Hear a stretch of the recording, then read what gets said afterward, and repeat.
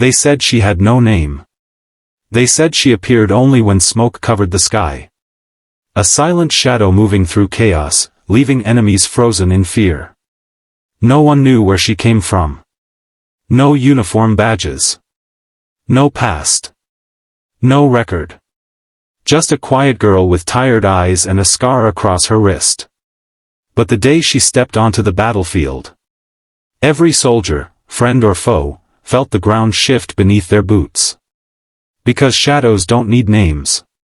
Legends don't need permission. And she had come to finish something she had never started, but could no longer run from. The battlefield smelled of burnt metal and rain. Helicopters circled like vultures searching for life. Soldiers rushed across the ruined valley, screaming orders, dragging stretchers, firing into the fog that refused to clear. And then she walked in. Quiet. Slow. Unshaken.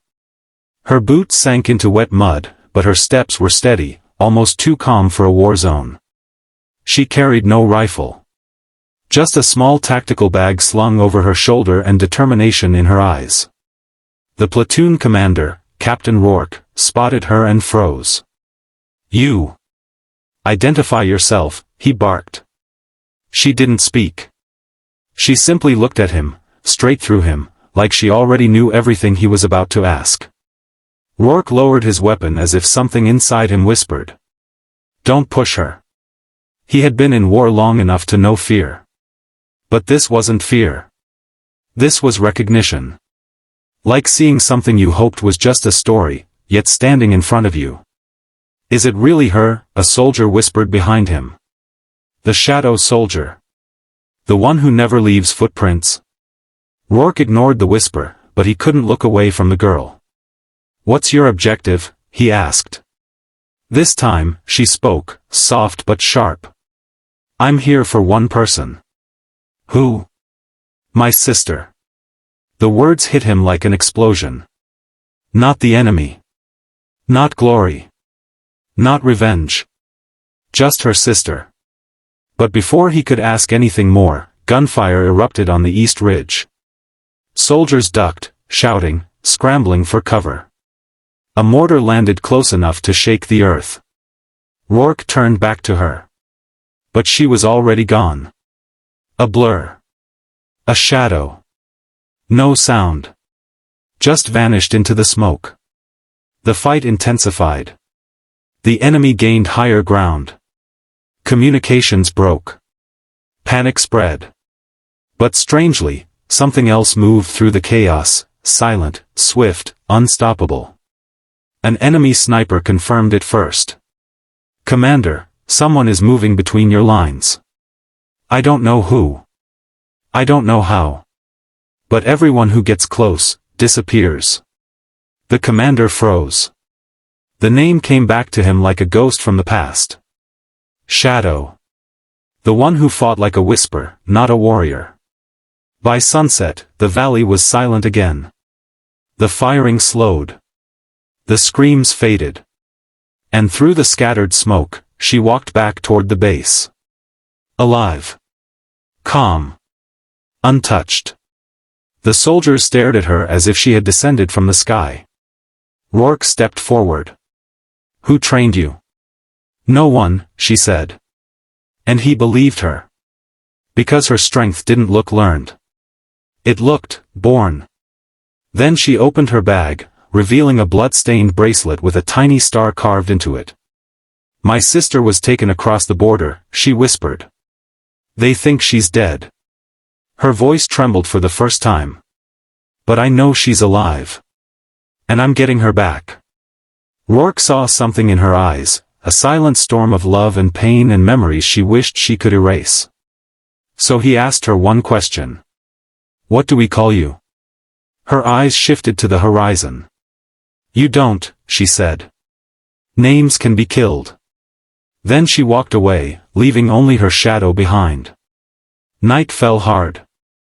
The moonlight washed the broken mountains silver as the platoon searched for a safe route. Intel confirmed a nearby bunker, enemy-controlled, heavily guarded, rumored to hold prisoners. Maybe her sister.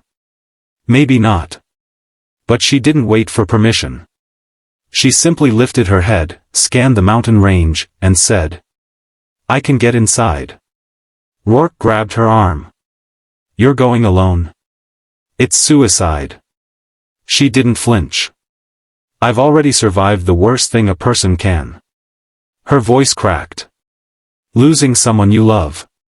Before he could stop her, she slipped into the night. Inside the bunker, guards patrolled with rifles. Floodlights sliced the darkness.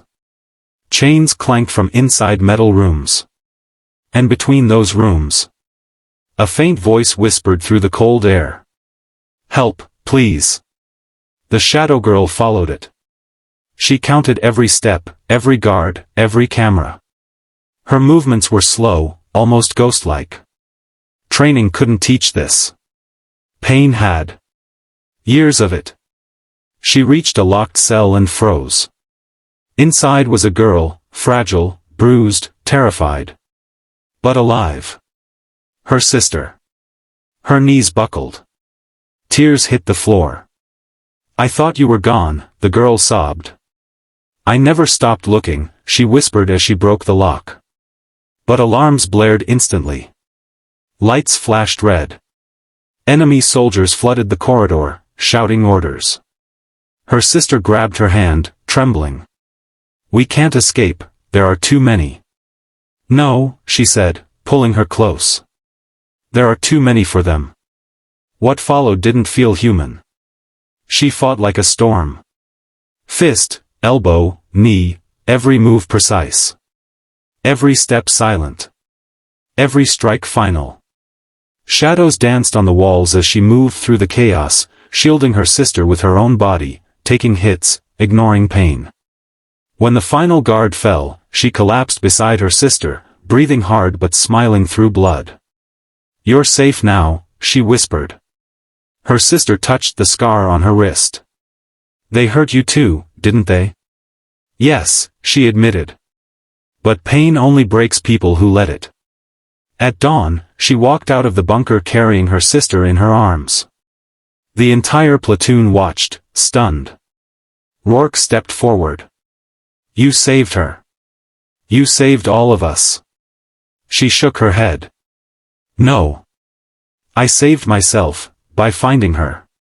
He looked at her, unsure what to call her now. Warrior? Ghost? Legend? But she gave him a small smile. "Tell your men not to fear me," she said softly. "Shadows only scare those who hide in darkness." And with that, she walked into the rising sun, finally with a name again. The one her sister whispered as she held her tight. Isla. Sometimes the world forgets us. Sometimes we lose our names. Our strength. Our hope. Our reason to keep fighting. But the truth is simple.